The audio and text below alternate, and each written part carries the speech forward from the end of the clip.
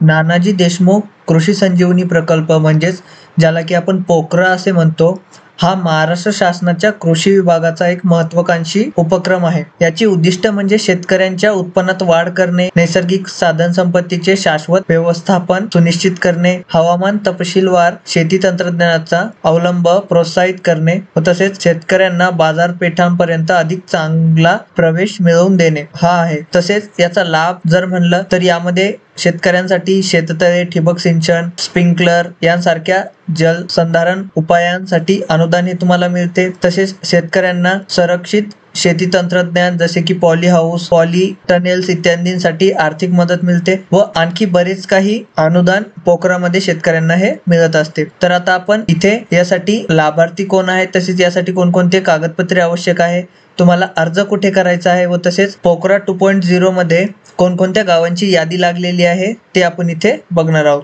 चला तर व्हिडिओ सुरू करूया. सगळ्यात सुरुवातीला बघा नानाजी देशमुख कृषी संजीवनी योजना म्हणजेच पोकरा, जो की कृषी विभागातर्फे उपक्रम दिलेला आहे. ज्यामध्ये बघा लाभार्थी म्हणलं तर अनुक्रमे अनुसूचित जाती, अनुसूचित जमाती, महिला, दिव्यांग, शेतकरी, सर्वसाधारण या प्राधान्यक्रमानुसार अत्यल्प व अल्पभूधारक शेतकरी, जे की अल्पभूधारक शेतकरी आहेत, सर्वसाधारण गटातील देखील अर्ज करू शकतात. कास्टमध्ये असतील, कास्टमधले देखील शेतकरी अर्ज हे करू शकतात व तसेच दिव्यांग शेतकरी असेल ते देखील यासाठी अर्ज हे करू शकतात.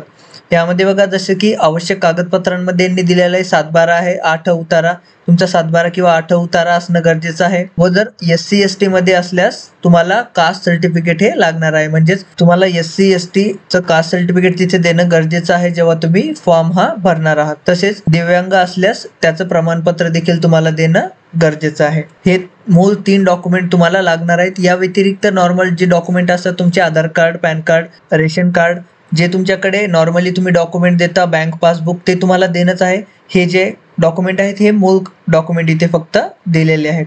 त्यानंतर तुम्ही अर्ज बघा dbt.mahapokra.gov.in या वेबसाईटवरती तुम्ही अर्ज हा करू शकता.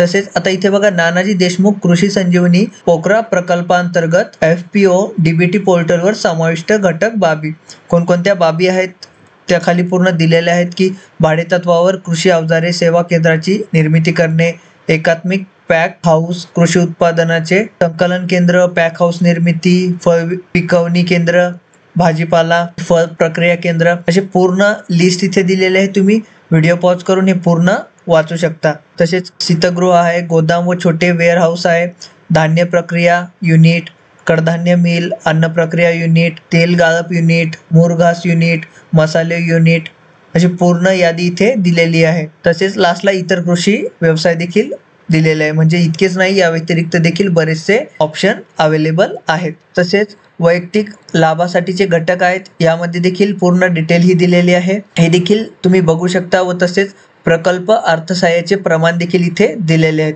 हे आता जेव्हा 1.0 मध्ये म्हणजेच यापूर्वी ज्या गावांना पोकरामध्ये अनुदान मिळाले त्याचे हे प्रमाण आहे. जर ह्यावेळेस काही चेंजेस झाले तर तुम्हाला त्याची देखील अपडेट ही दिल्या जाईल. सध्या तुम्ही हे इथे बघू शकता, विहीर आहे 100% मिळणार आहे. विहिरीला तुषार सिंचन जर 0 ते 2 हेक्टरमध्ये असेल तर 80% तुम्हाला मिळणार आहे. 2 ते 5 हेक्टर असेल तर 75% पर्यंत अनुदान तुम्हाला मिळणार आहे.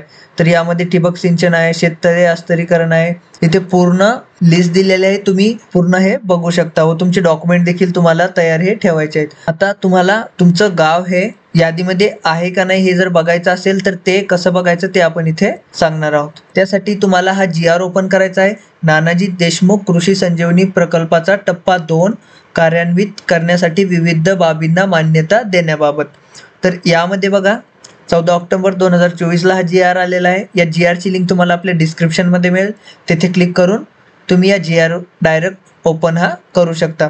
यामध्ये पूर्ण डिटेल दिलेली आहे व सगळ्यात लास्टला तुम्ही येऊन बघू शकता की कोणत्या जिल्ह्यामध्ये किती गावांना लाभ हा मिळणार आहे. तर तुम्हाला आता यामध्ये तुमचा जिल्हा बघायचा आहे व त्या जिल्ह्यामध्ये इथे बघा यादीतील अनुक्रमांक देखील दिलेला आहे. समजा छत्रपती संभाजीनगर आहे, 2067 ते 2362 पर्यंत यादीत नाव हे राहणार आहे. असं पूर्ण एकूण तुम्हाला 6959 गावांसाठी 2.0 मध्ये अनुदान हे मिळणार आहे. तर तुम्हाला स्क्रोल करून खाली यायचं आहे. आता इथे एक एक लिस्ट ही चालू झालेली आहे. जसं की जिल्हा अकोला आहे, तालुका अकोट आहे. या प्रकारे तुम्हाला तुमचं गाव यादीमध्ये आहे का नाही हे चेक करून घ्यायचं आहे. ही यादी तुम्हाला आपल्या टेलिग्राम चॅनलला देखील मिळेल. तेथे क्लिक करून तुम्ही हे ओपन करून चेक ही करू शकता. व यानंतर आता जेव्हा फॉर्म चालू होतील तेव्हा देखील आपण व्हिडिओ पूर्ण टाकणार आहोत की पूर्ण फॉर्म हा कसा भरायचा आहे. तर या प्रकारचे व्हिडिओ आणखी पाहण्यासाठी चॅनलला सबस्क्राईब करा व आपल्या टेलिग्राम किंवा व्हॉट्सअप ग्रुपला जॉईन हे करा.